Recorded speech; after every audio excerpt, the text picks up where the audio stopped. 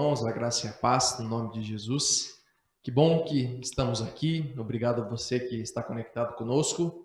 Já quero pedir um super favor especial para que você compartilhe a nossa live, o nosso canal, que a nossa aula de hoje possa alcançar ainda mais pessoas. O tema de hoje é justificação. Esse tema é um dos temas que nós podemos dizer que é um dos pilares da reforma protestante. Nós precisamos entender o que de fato é a justificação. Então, vai ser um tempo muito precioso, uma oportunidade muito boa de nós estudarmos desde o início desse conceito, né, que nós temos nas Escrituras, Antigo Testamento, Novo Testamento, como esse termo justificação era visto pelos pais da igreja no período escolástico, depois avançando um pouquinho mais na pré-reforma, como era visto pós-reforma e como é visto hoje. Então, uma aula bem interessante, um conteúdo bem legal. Preparei aqui para vocês e espero que seja uma bênção. Ô, Léo, vai dando boa noite que eu vou ativar o Facebook, tá? Só tá no YouTube por enquanto. Irmãos, nós estamos com algumas dificuldades técnicas aqui. Nosso link do Facebook caiu. Então, de fato, eu estou enrolando vocês aqui para que a gente consiga levantar, deixar online a nossa aula também no Facebook. Então, você vai me dando uma boa noite aí. Quero ver quem que está conosco aqui, ó. Rua Pablo.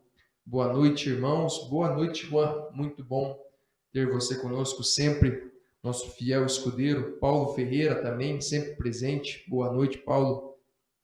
Josiane Rocha, boa noite.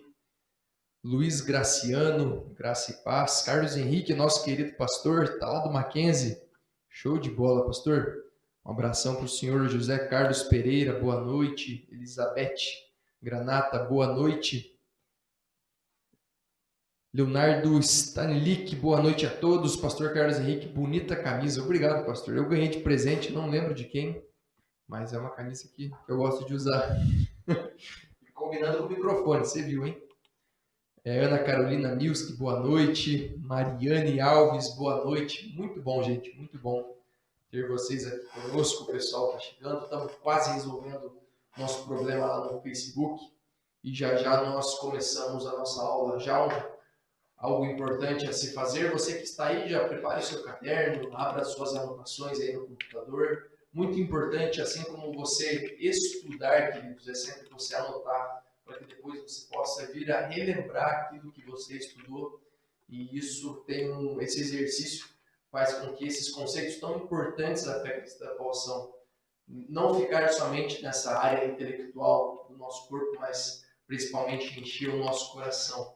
Eu estava numa aula alguns dias atrás, o professor falou que toda teologia ela deve apontar à ortodoxia. Então, se a nossa teologia não nos leva à adoração, a conhecer melhor ao nosso Deus, ela não é válida. Então, toda teologia ela deve nos levar à adoração, a fazer com que nós nos quebrantemos diante do nosso Senhor e a entender de fato a sua obra, o seu ministério nas nossas vidas.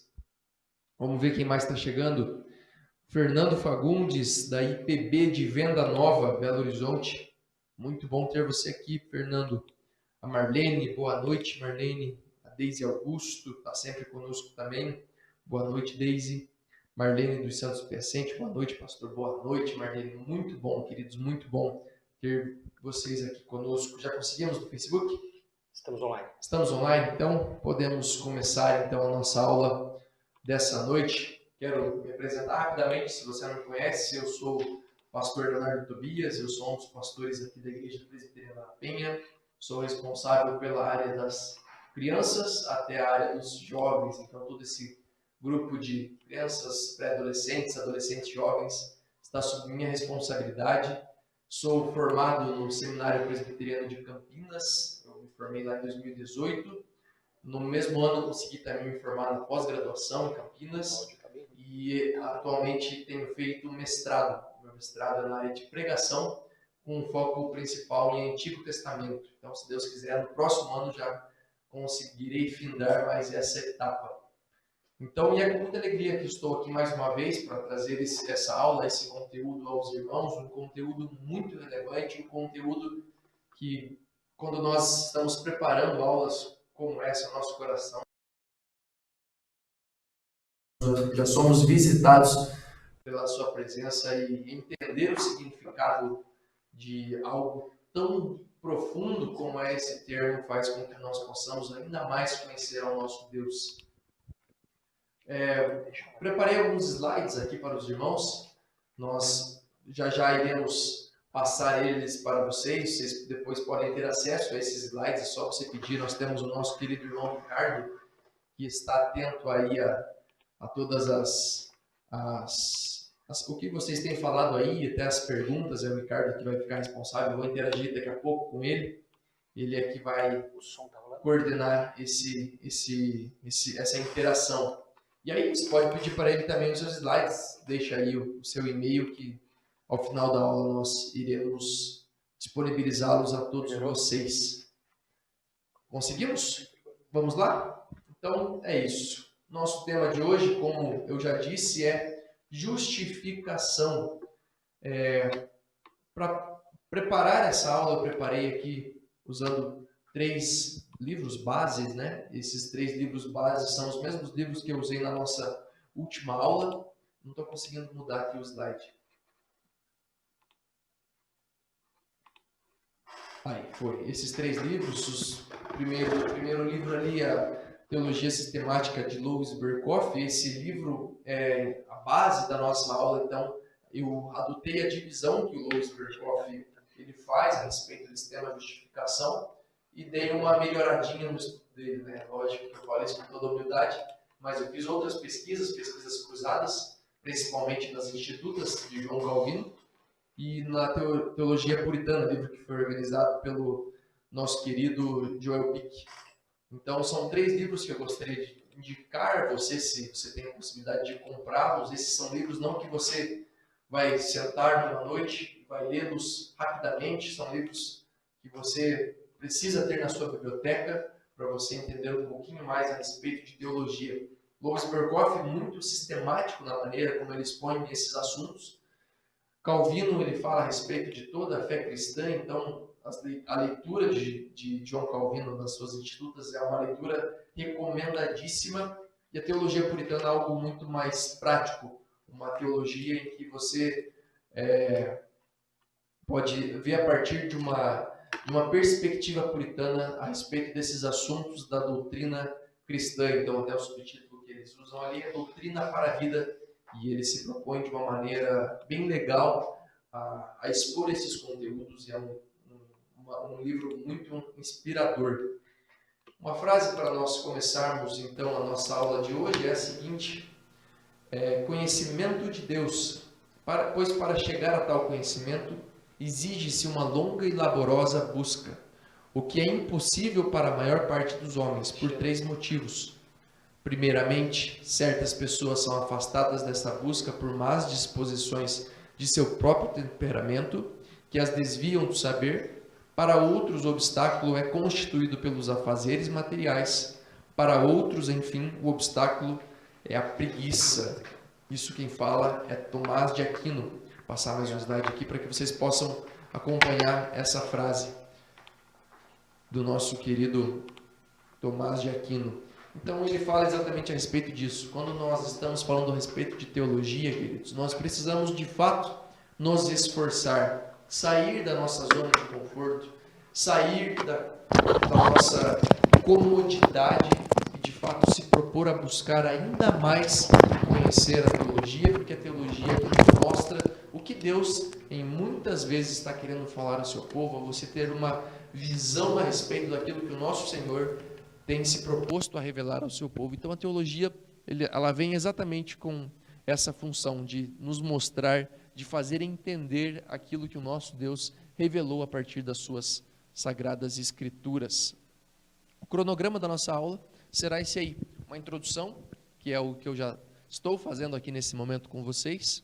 Depois da introdução falarei a respeito dos termos bíblicos usados tanto no Antigo quanto no Novo Testamento para esse termo justificação. Depois nós passaremos a respeito da doutrina da justificação na história. Então a minha ideia é falar como esse termo foi encarado na igreja primitiva, como foi encarado no período escolástico, na pré-reforma, na pós-reforma, como esse termo foi cunhado até nós podemos chegar nos nossos dias e entendê-lo à base da luz da teologia reformada. Depois nós falaremos a respeito da natureza e as características da justificação.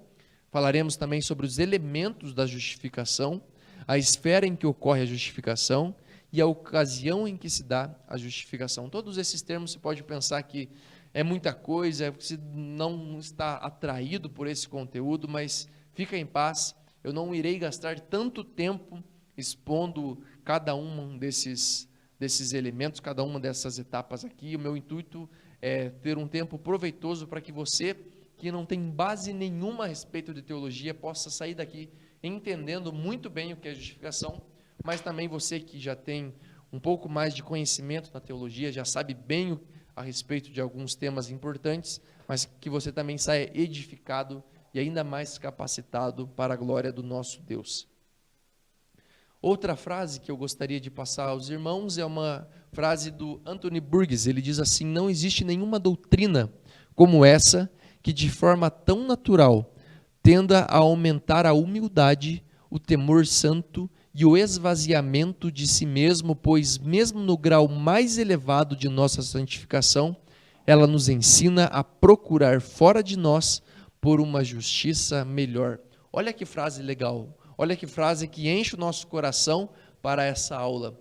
Essa é uma das doutrinas, como o Anthony Burgess diz, que não existe nenhuma que se compare a essa doutrina, que faça com tanto êxito que nós nos esvaziemos de nós mesmos. Então, essa aula de hoje promete. Essa frase, ela é usada por Joe Owen, quando ele escreve o seu livro A Doutrina da Justificação de Fé. Essa obra ela tem aproximadamente 400 páginas, e quando Joe Owen, que era capelão da coroa inglesa, Joe Owen, ele escreve 400 páginas aproximadamente, falando estritamente sobre justificação pela fé.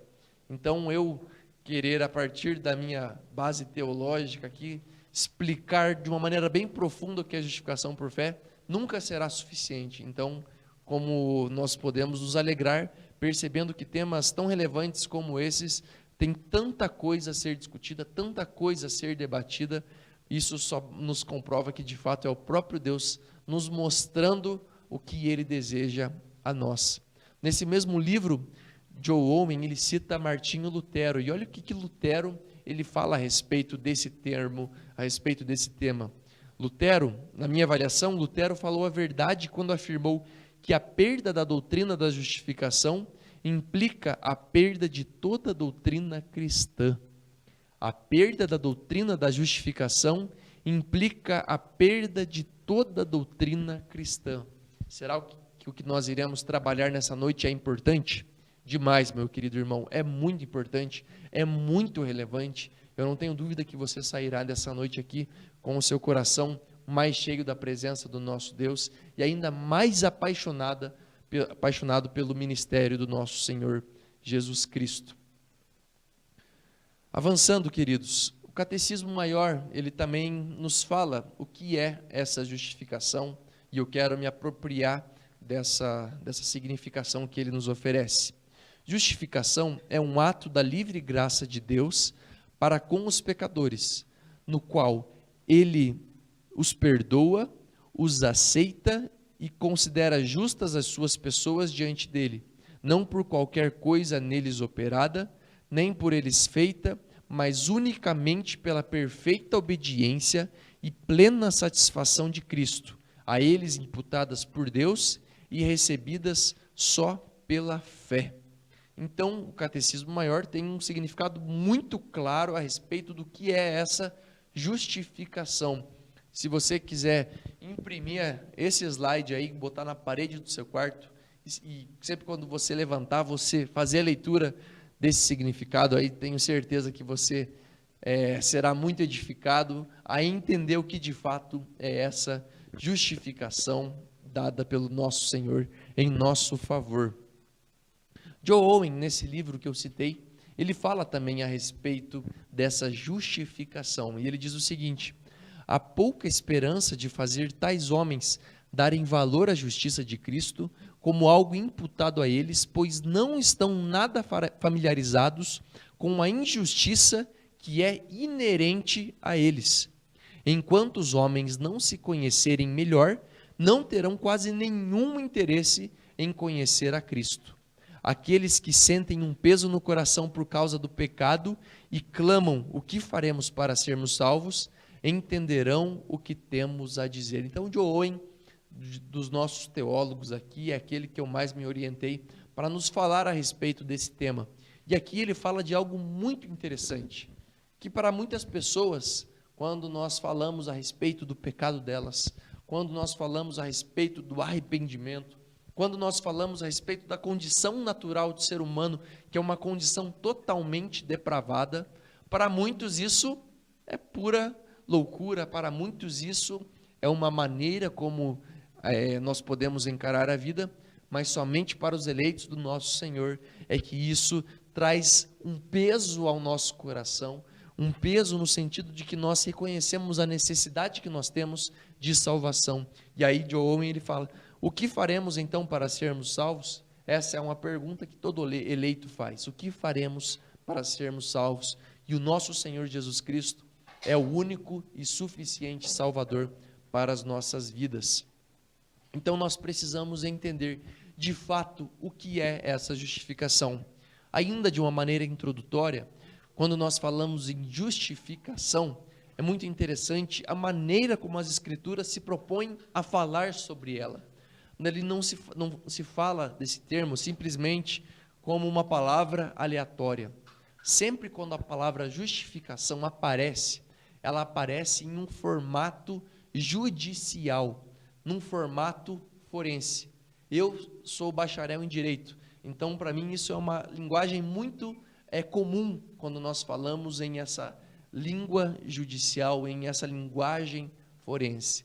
E o nosso Deus faz isso exatamente nesse propósito, como se ele estivesse construindo na mente do leitor a sua revelação como se fosse um tribunal, onde nós somos os réus, nós estamos condenados pelos nossos pecados, e a condenação pelo nosso pecado é a morte eterna, é o inferno, e quando essa sentença é dada, essa sentença ela é atribuída a cada um de nós. E quando essa sentença é atribuída a cada um de nós, essa sentença ela não cabe recurso. É como uma sentença que já transitou em julgado, em que você não pode fazer mais nada. A única coisa que você pode fazer é pagar pelo preço. E o preço do nosso pecado é a morte. E nesse momento, o nosso Senhor Jesus Cristo, ele se apresenta como aquele a quem a justiça é atribuída a nós. O nosso Senhor Jesus não pecou. O nosso Senhor Jesus não se desviou. O nosso Senhor Jesus é perfeito. E ele atribui a nós a sua justiça. Esse ato legal de a justiça de Jesus ser imputada a nós, miseráveis pecadores, isso é a justificação. Então, se nós fôssemos exemplificar como isso acontece, imagina você no tribunal, você foi condenado a pagar $200 mil. Você não tem esse dinheiro, você não tem como pagá-lo. Você é condenado, se você não pagar, você vai preso. E é exatamente isso que acontece.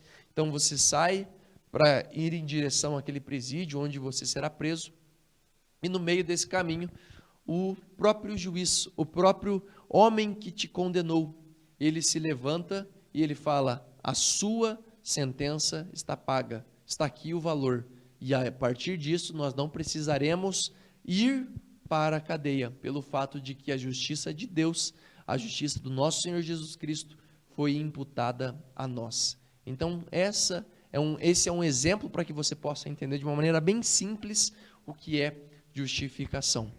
Avançando então, queridos, já para o que é a justificação antes da Reforma Protestante. E aqui eu já deixo aberto também, se você tiver alguma dúvida, Ricardo, você já pode me interromper, qualquer dúvida, qualquer comentário, você já pode falar aqui conosco, quero que vocês participem dessa aula comigo.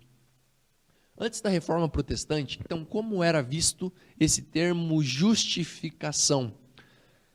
Confundia-se a justificação com a santificação na Idade Média, e aos poucos ela foi adquirindo um aspecto mais positivo e doutrinário. De acordo com os ensinos predominantes dos escolásticos, a justificação inclui 2 elementos: os pecados do homem são perdoados e ele é transformado em justo e reto. A confusão da justificação com a santificação levou também a opiniões divergentes sobre outro ponto. Alguns escolásticos falavam da justificação como um ato instantâneo de Deus, enquanto outros a descreviam como um processo. Algumas observações aqui importantes a respeito desse slide que nós acabamos de ler. Esse termo, ele durante muito tempo não foi unânime à fé reformada, tendo em vista que nós estamos aqui falando no período antes da reforma. Então esse termo, como eu já disse no início da aula, ele foi sendo processado, ele foi sendo fundamentado à luz das Escrituras ao longo de todo esse período.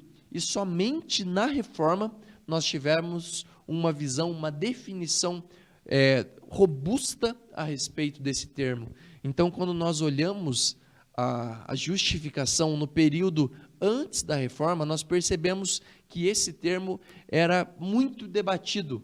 Alguns acreditavam que a justificação ela era a santificação. Outros acreditavam que a justificação ela não dependia de nós, era um ato exclusivamente de Deus, e é exatamente nessa linha que nós cremos. Outros acreditavam que a justificação era um processo, que ela não acontecia de uma única vez, mas ela ia acontecendo à medida que o crente aprimorasse a sua fé em Cristo Jesus. Então, antes da reforma, tinha essa confusão. E a principal distinção que nós tínhamos antes era essa confusão a respeito de santificação. E aqui nós precisamos deixar claro que a justificação, ela não se confunde com a santificação. Quando nós falamos em justificação, nós estamos falando de um ato unilateral, de um ato monérgico, onde existe somente a força do nosso Senhor em nós. Nós somos, como as nossas doutrinas, como os nossos símbolos de fé dizem, somos totalmente passivos quando nós falamos em justificação. Diferente do que nós entendemos a respeito da santificação. A santificação, sim, de fato, é um processo. Nós, quando somos regenerados, quando nós somos justificados, nós passamos, então, a viver a nossa vida e buscando a cada dia nos parecer mais com Cristo, abandonando o nosso pecado e assumindo, então, a nossa nova identidade em Cristo Jesus.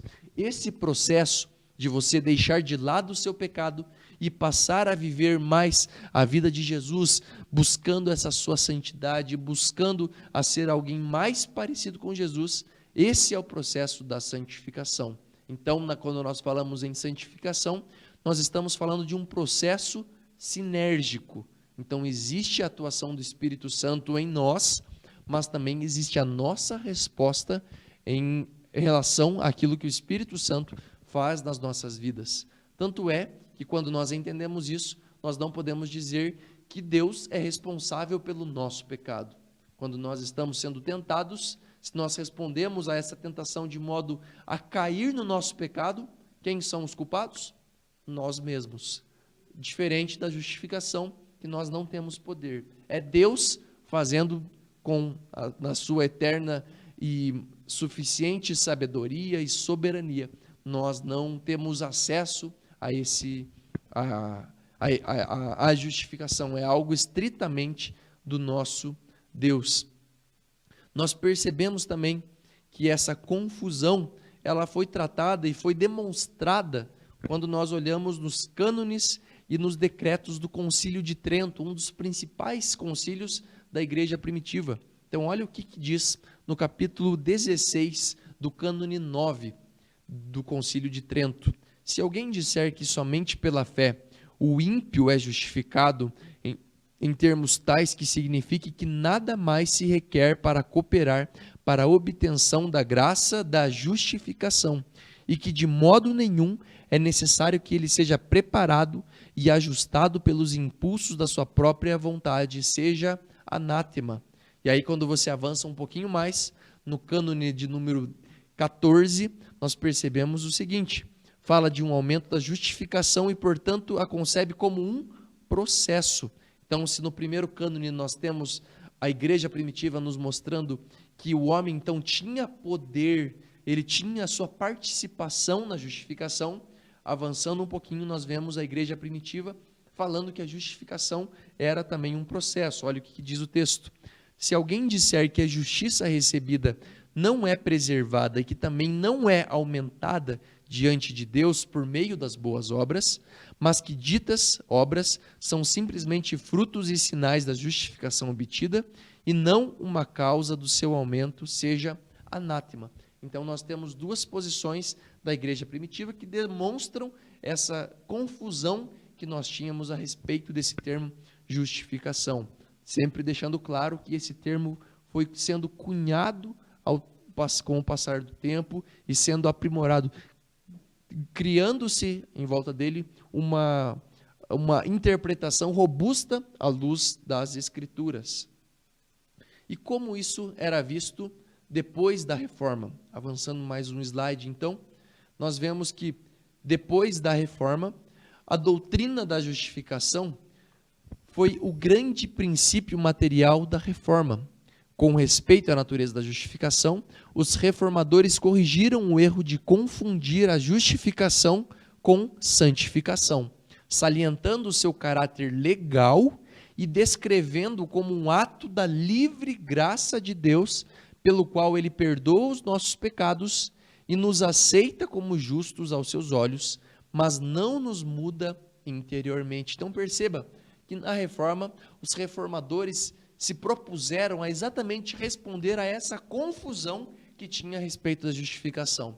Então eles se levantaram e eles trouxeram a definição que nós temos ainda hoje de justificação, que é um ato legal, ou seja, judicial, um ato forense, um ato de justiça do nosso Deus, e que não tem a ver conosco a respeito daquilo que nós podemos fazer, e não tem a ver com algo que nós podemos apontar para um processo, algo que vai se desenvolver em nós, mas é um ato único do nosso Deus e é um ato que compete somente a Ele. Somente Deus tem legitimidade para falar a respeito de justificação.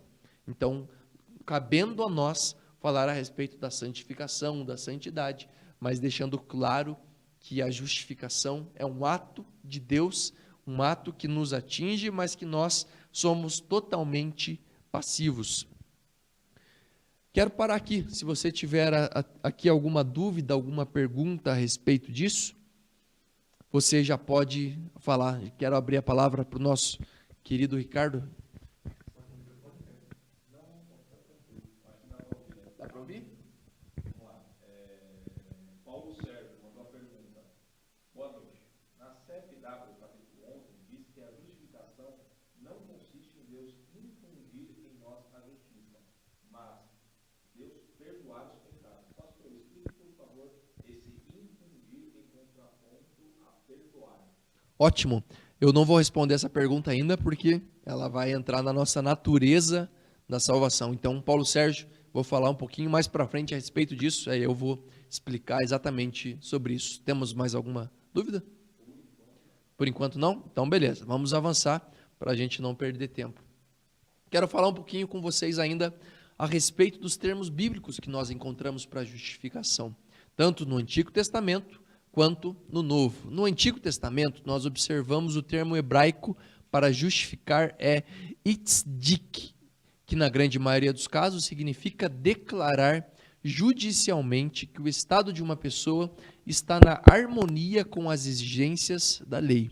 O sentido destas palavras é, pois, estritamente forense ou legal. Então, o que é interessante, querido irmão, é você observar que todas as vezes que esse termo aparece no Antigo Testamento, e aqui está o original para que você possa acompanhar, sempre ele está em um contexto legal, em um contexto forense.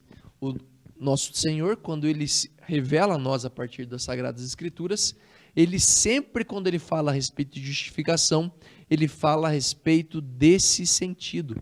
E o que é interessante nós notarmos, que quando nós vamos para a etimologia dessa palavra, é declarar judicialmente que o estado de uma pessoa está na harmonia com as exigências da lei. Então, o que é interessante? É nós entendendo que nunca conseguiremos cumprir a lei de Deus de uma maneira plena e perfeita. A lei de Deus, ela tem exatamente esse propósito. Eu gosto de falar que a lei de Deus tem 3 propósitos para as nossas vidas. O primeiro deles é para que nós possamos reconhecer o nosso pecado. O segundo deles é para que nós possamos entender a necessidade que nós temos de um Salvador. E em terceiro lugar, para que nós possamos conhecer o nosso Senhor Deus.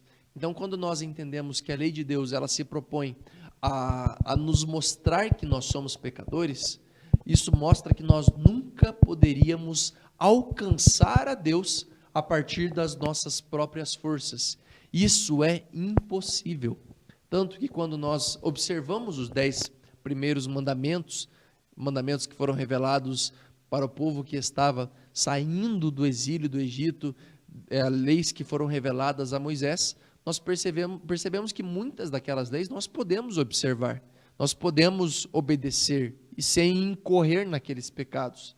Mas quando nós vamos para o Novo Testamento, nós percebemos que Jesus, ele aumenta, ele expande a interpretação dessa lei, e o intuito disso é exatamente mostrar que o homem pecador jamais conseguirá por si só justiça diante de Deus. Por isso, então, a lei serve para que nós possamos reconhecer a necessidade que nós temos de salvação. E é muito interessante que somente Jesus foi aquele que observou toda a lei de Deus.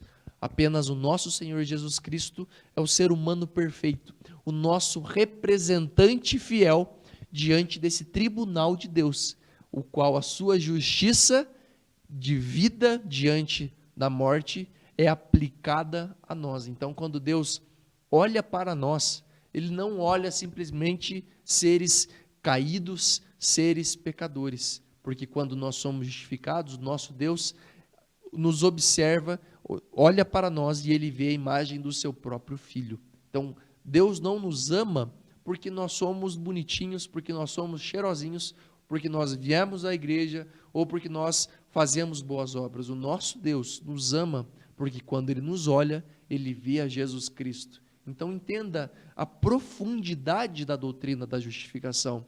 Você é alvo do amor de Deus não por algo que você fez, mas você é alvo do amor de Deus por algo que Cristo fez por você naquela cruz. E quando nós entendemos isso, nós nos humilhamos. Quando nós entendemos isso, nós nos esvaziamos de nós mesmos e nós entendemos o tamanho do sacrifício de Jesus Cristo por nós naquela cruz. Nós nunca conseguiríamos chegar até Deus se não fosse pela morte de Jesus Cristo. Então, no Antigo Testamento, esse é o termo, no Antigo Testamento, essa é a palavra que nós encontramos para justificação. Quando nós avançamos para o Novo Testamento, nós observamos o verbo diakaio. Esse verbo significa, em geral, declarar que uma pessoa é justa. Nas epístolas de Paulo é evidente que o significado soteriológico, e quando nós falamos em soterologia, nós estamos falando do estudo da salvação, então o significado soteriológico do termo ocupa o primeiro plano. É declarar em termos forenses que as exigências da lei como condição de vida estão plenamente satisfeitas com relação a uma pessoa. Então, no Novo Testamento, nós temos essa mesma base legal a respeito desse termo. Então, perceba a importância de você ter a teologia, estudar teologia sistemática, teologia bíblica, hermenêutica, para que você entenda a respeito do sacrifício de Jesus. Eu acredito que nesse momento da aula, muita coisa você já tem absorvido a respeito do ministério de Jesus, a respeito daquilo que Deus revelou a nós a partir da sua Sagrada Escritura e como uma única palavra tem tamanho impacto para a nossa fé cristã. E não é à toa que um termo tão simples não digo de uma palavra, pode ser tão esmiuçado como o próprio querido pastor e teólogo Joe Owen, fazendo um livro de 400 páginas para falar somente sobre essa doutrina. Então a justificação, ela é um tema, um conteúdo apaixonante e inspirador. Então no Antigo Testamento nós observamos, e aqui eu quero deixar claro essa base legal onde esse termo aparece, assim como também no Novo Testamento está sempre circuncidado por essa base legal. É aquela imagem do juiz dando a sentença para o réu, o culpando por alguma coisa que ele o fez, o condenando então a partir da sua sentença, e o nosso Senhor Jesus Cristo apresentando então a sua vida como sacrifício para que a justiça dele, alguém santo, a justiça dele sendo imputada a nós. Continuando ainda falando a respeito desse termo, o significado no sentido escriturístico dessa palavra é então efetuar uma relação objetiva, o estado da justiça por uma sentença judicial, imputar a uma pessoa a justiça ou retidão de outra, isto é, considerando-a justa, apesar de ser interiormente injusta, ou seja, nós nada poderíamos oferecer a Deus para que a nossa sentença fosse mais branda. Pelo contrário, nós, à medida que falássemos, à medida que vivêssemos, mais engrossaríamos o nosso processo e as nossas acusações. Então, essa justificação tem exatamente esse intuito, de nos fazer santos diante de Deus, não por aquilo que nós fizemos, mas pela obra exclusiva de Cristo Jesus. Até aqui temos alguma pergunta, queridos? Ricardo? Temos, pastor, temos sim. A Dani. Então podemos dizer que até hoje muitas igrejas evangélicas ainda confundem os termos justificação e santificação? Demais. Dani que perguntou? Dani, foi a Dani. Ótima pergunta, Dani. Ótima percepção. É exatamente isso. Essa discussão, ela não é à toa, ela é legítima. E nós podemos observar como ao longo de toda a história, essa discussão, essa dúvida, ela surgia. Mas a partir do momento em que teólogos, em que homens de Deus se propuseram a estudar e a se empenhar a partir da luz das Escrituras, a nos mostrar o que é essa justificação, esse termo, ele tem um significado que é muito forte à fé cristã. Então, por isso, igrejas que têm uma má interpretação ou ainda confundem justificação e santificação, trazem para os seus irmãos, para os seus membros, um fardo que eles nunca irão suportar, um fardo que fará com que eles tenham momentos espirituais horríveis, para que eles tenham uma espiritualidade que não é nada saudável, porque elas estão trazendo para si algo que homem ou mulher nenhuma será capaz de um dia fazer, que é alcançar a Deus pelas suas próprias forças. Isso é impossível. E a justificação é exatamente o contrário disso. É algo que somente Deus pode fazer em nós. Se Deus não virasse a chavinha do nosso coração, nós nunca buscaríamos a Deus. Nós nunca iríamos até Ele. Se Jesus Cristo não tivesse morrido no nosso lugar, nós nunca conseguiríamos os olhos de Deus em nós, jamais. Então, essa confusão é exatamente o que ainda acontece em algumas igrejas. Então, por isso a importância de que esses temas teológicos sejam difundidos. E aí você, Dani, se você conhece algum irmão que luta com crises como essa, você já tem uma base legal para conversar com ele e para tirar esse fardo dele e levar esse fardo aos pés da cruz, porque o preço Cristo já pagou por nós. Temos mais alguma dúvida, Ricardo? Então, vamos avançar e agora nós estamos entrando já na metade da nossa aula. Nós já vamos falar a respeito da natureza e a característica da justificação. A justificação é um ato judicial de Deus, então espero que isso já esteja claro aí para você, no qual ele declara, com base na justiça de Jesus Cristo, que todas as reivindicações da lei são satisfeitas com vistas ao pecador. Ela é singular na obra da redenção, em que é um ato judicial de Deus e não um ato ou um processo de renovação, como é o caso da regeneração, da conversão e da santificação. Então, só deixando claro aqui antes de avançar a leitura, regeneração, conversão e santificação são um processo diferente da justificação. Conquanto diga respeito ao pecador, não muda a sua vida interior, não afeta a sua condição, mas sim o seu estado ou posição. E nesse aspecto difere de todas as outras principais partes da ordem da salvação. Ela envolve o perdão dos pecados e a restauração do pecador ao favor divino. Então, se nós pudéssemos separar aqui o que a justificação faz em nós, eu separei aqui 4 itens, e aqui isso já pode começar a responder a pergunta feita pelo Paulo Sérgio. Primeiro, a justificação remove a culpa do pecado e restaura o pecador a todos os direitos filiais envolvidos em seu estado de filho de Deus, induindo uma herança eterna. A santificação remove a corrupção do pecado e renova o pecador constantemente e crescentemente em conformidade com a imagem de Deus. Então, quando nós colocamos justificação de um lado e santificação do outro, nós percebemos que a justificação é um ato legal, que faz com que a nossa culpa pelo pecado seja jogada para Jesus Cristo, transferida a Jesus Cristo, e a justificação restaura o fato de nós sermos chamados por Deus de filhos. Então, por isso que Paulo, quando fala que nós somos filhos adotados, nós não somos filhos legítimos, nós fomos comprados por preço. Então, quando nós falamos de uma maneira ativa, a justificação ela se propõe a remover de nós a culpa do pecado, e aí então você pode experimentar daquela paz que excede todo o entendimento, que Paulo fala em Filipenses 4, e restaura então o pecador os direitos filiais.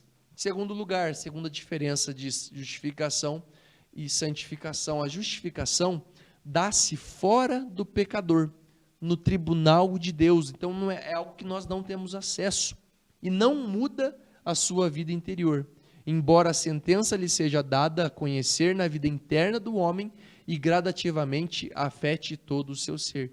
Então isso é algo que não faz com que nós passemos a viver de uma maneira diferente, porque aqui entra a santificação, entra a regeneração, entra essas outras palavras que são um processo. A justificação está relacionada àquilo que Deus fez por nós, através do ministério de Jesus.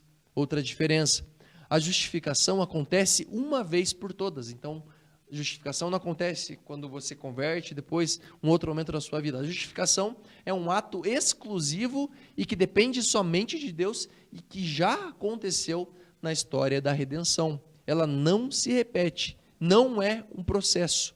Ela é imediatamente completa e para sempre. Não existe isso de mais ou menos justificação. Ou o homem é plenamente justificado, ou absolutamente não é justificado.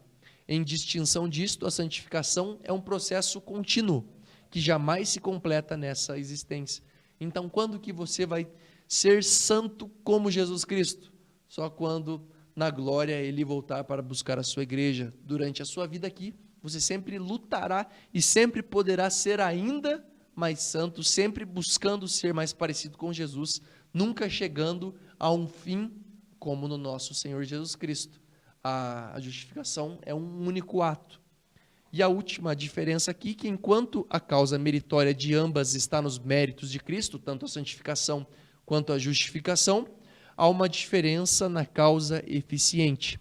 Quando nós falamos em termos de economia, então, Deus o Pai declara justo o pecador e o Espírito Santo o santifica. Então, na economia da Trindade, Deus o Pai declarando justo o seu Filho, nós pecadores, e o Espírito Santo o santificando. Então essas são as diferenças básicas a respeito de justificação e de regeneração.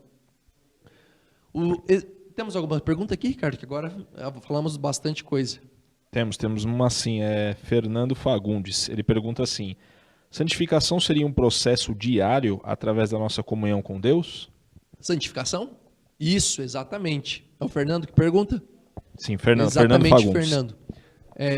A santificação é um processo, é algo diário nas nossas vidas. É você se levantar todos os dias, entendendo o que Cristo fez por você e entendendo que a sua vida nesse mundo, ela tem um propósito único.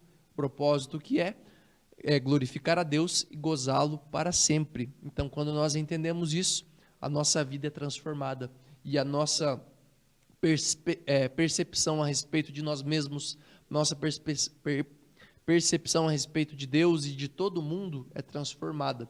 E a santificação é exatamente esse processo de dia após dia nós vencermos o pecado e corrermos em direção a Deus. A santificação, então, é um processo, a justificação não. Mais alguma? Até agora não? Maravilha. Então, avançando, queridos. E dando já uma aceleradinha aqui, que já são 8:55, eu quero ficar com vocês aqui até pelo menos 9:10. Vamos lá. Os elementos da justificação. Nós temos o elemento negativo, que é a remissão dos pecados com base na obra expiatória de Jesus. Então, é exatamente o fato de nós deixarmos o nosso pecado de lado por aquilo que Cristo fez por nós.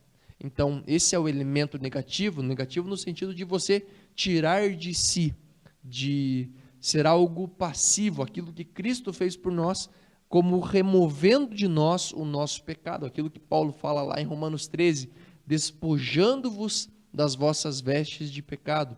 Então, esses pecados foram imputados a Cristo, e a natureza santa de Jesus imputada a nós, a justiça de Jesus imputada a nós, nos declarando justos.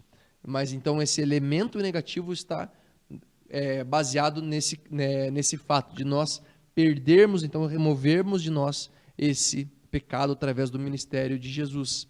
O elemento positivo consiste na obediência ativa de Cristo, e nós podemos encontrar então essas duas partes. A primeira delas é o fato de nós sermos adotados como filhos e o direito à vida eterna. Então, o que Jesus Cristo, sendo Filho de Deus, o humano perfeito, o Deus encarnado, o que ele garantiu com isso? A adoção e o direito à vida eterna. Então, isso foi imputado a nós, isso nós ganhamos. Então, nós perdemos como elemento negativo o nosso pecado e nós ganhamos a legitimidade de olhar para Deus e Deus olhar para nós e nos chamar de filhos e o direito à vida eterna. Temos alguma pergunta? Temos sim, temos duas perguntas. A Dani, qual a definição de regeneração? Regeneração, eu acredito, Dani, que nós teremos uma aula somente sobre regeneração. Nosso querido Louis Berkoff, ele se propõe a sistematizar esses conteúdos. Então, não queria gastar tanto tempo com vocês expondo esses assuntos.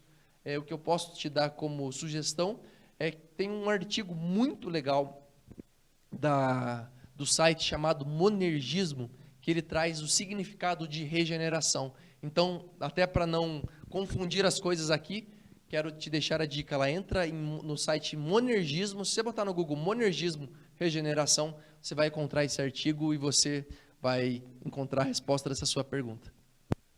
A Mari, ela faz uma pergunta assim, interessante essa pergunta. A justificação equivale apenas para os predestinados? Exatamente. A justificação é somente para os predestinados, para aqueles que foram eleitos pelo nosso Senhor. É interessante, e daqui a pouco eu vou falar o momento em que acontece a justificação, mas sim, ela é somente para os predestinados, somente para os eleitos. Por quê? Muitas pessoas perguntam, todo mundo é filho de Deus? Não.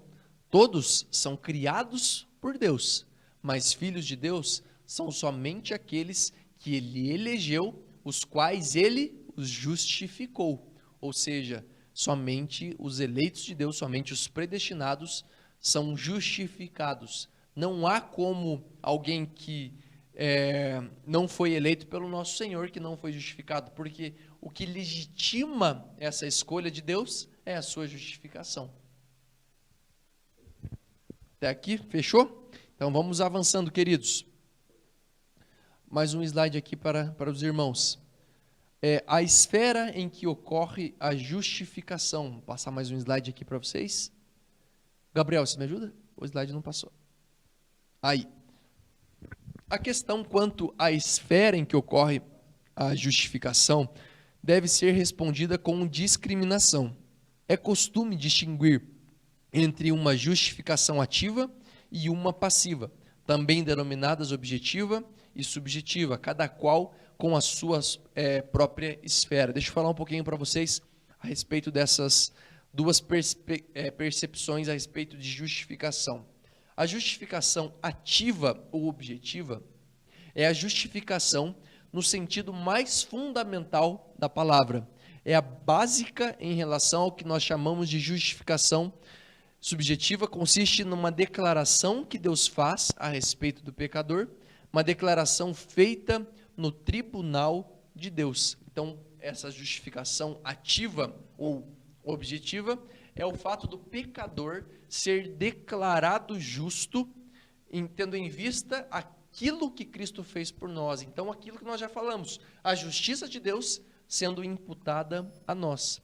Nessa transação, Deus ele comparece não como um soberano absoluto que simplesmente põe de lado a lei, ignora a lei dada por ele, mas como um juiz justo, que reconhece os méritos infinitos de Cristo como uma base suficiente para a justificação e como um Pai misericordioso que perdoa e aceita graciosamente o pecador. Essa justificação ativa antecede logicamente a fé e a justificação passiva. Cremos no perdão dos pecados. Em segundo lugar, a justificação passiva ou subjetiva. O que nós entendemos como isso?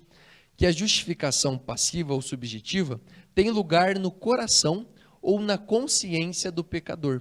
Uma justificação puramente objetiva que não fosse dada a conhecer ao pecador não corresponderia ao propósito colimado.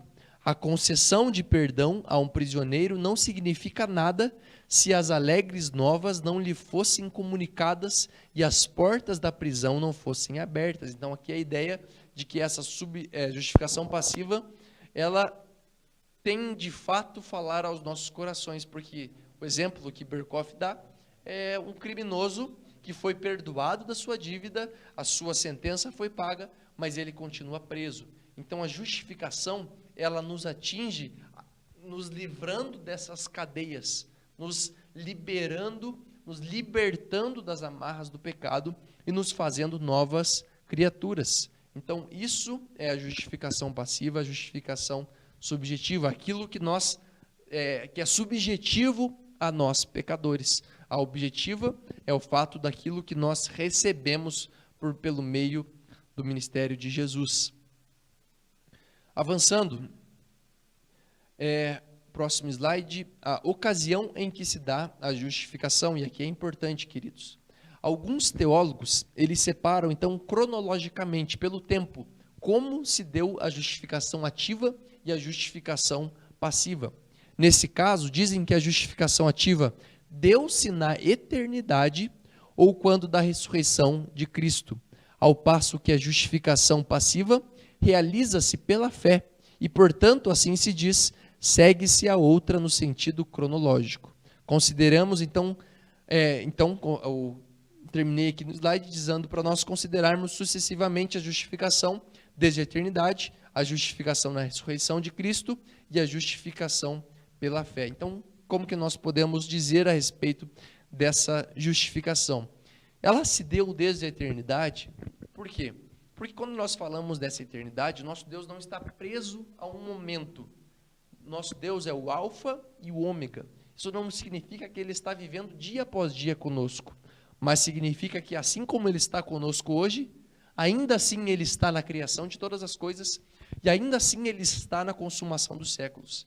Então, quando o nosso Deus Ele promove a justificação, Ele promove na eternidade. Nós falamos na justificação, na ressurreição de Jesus Cristo, porque é o ato de Jesus Cristo vencer a morte. Então, a justiça de Jesus, o fato dele ter ressuscitado, de nele não haver pecado, essa justiça ser imputada a nós. Então, por isso nós podemos dizer que quando nós falamos da ocasião em que se dá a justificação, nós podemos dizer também que ela se dá na ressurreição de Cristo. E podemos também dizer que ela se dá pela fé. E aí nós lembramos daquilo que principalmente Paulo fala a respeito da justificação pela fé. A justificação, quando nós falamos a respeito da fé, não é uma fé que vem de nós, mas é uma fé que é dada de Deus a nós. Então perceba que nesses três casos, a justificação, ela compete, ela fala algo exclusivamente do nosso Deus. Então, a ocasião em que se dá a justificação é exatamente nesse pleroma dessas três percepções. Então, essa justificação, se nós formos dizer de uma maneira bem simples, ela é algo estritamente de Deus e que se dá na eternidade a partir do ministério de Jesus Cristo e que é compelida a nós a partir da fé que é dada de Deus a nós. Avançando para o nosso final da aula. A base, então, para a justificação, nosso último slide aqui. A base da justificação só se pode achar a justiça perfeita de Jesus. Justiça é imputada ao pecador a justificação. Isto é ensinado claramente em diversas passagens das Escrituras, e aqui eu elenquei algumas várias. Na obediência passiva de Cristo, que se fez maldição por nós, vemos a base para o perdão dos pecados e em sua obediência ativa pela qual ele mereceu todos os dons da graça, incluindo a vida eterna. Veremos a base para a adoção dos filhos, pela qual os pecadores são constituídos herdeiros da vida eterna. Então, para concluir, queridos irmãos, nós quando falamos a respeito da justificação, quero deixar algumas coisas aqui que, se você se perdeu a atenção em algum momento, quero que você guarde isso. Isso que é o mais importante. A justificação, ela não é confundida com santificação, com regeneração e com conversão. A justificação é um ato estrito e exclusivo de Deus, que acontece na eternidade, a partir do ministério de Jesus, que nos trazendo a fé para a salvação. Todas essas coisas são do nosso Deus. A justificação, ela é monérgica, no sentido de que é algo que somente Deus pode fazer. Nós respondemos à santificação, nós respondemos à conversão, nós respondemos à regeneração, mas a justificação não. É obra exclusiva do nosso Senhor. Nós possamos entender que aquilo que Cristo fez por nós, que a morte de Jesus, que a sua ressurreição é base para a nossa fé. E que a partir disso nós possamos entender que se somos justificados e isso não vem de nós, é dom de Deus, nós precisamos entender que a partir daquilo que Cristo fez por nós, nós precisamos viver de uma outra maneira e aí respondendo à justificação através da santificação. Para fechar a nossa aula, queridos, alguma pergunta, alguma dúvida?